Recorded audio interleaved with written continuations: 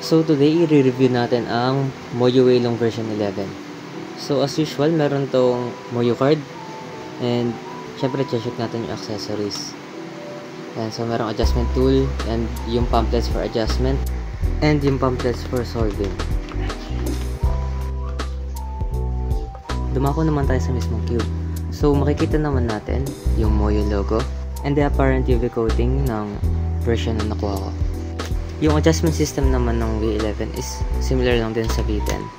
Yung turning feel niya is very smooth and madali ko lang nagagawa yung mga algorithms na kailangan kong gawin. The V11 is flexible and controllable, so I think it's viable for one-handed solving.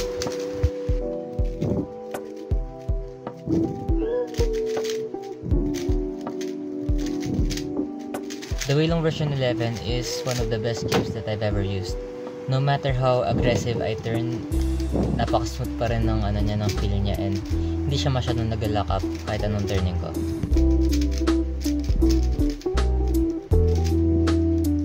And with how flexible and controllable the cube is, I think it's one of the most viable cube for one-handed along with the RS3 and V5. No matter how much I turn it, it's very satisfying to use. And I can't wait to use it more in more competitions in the future.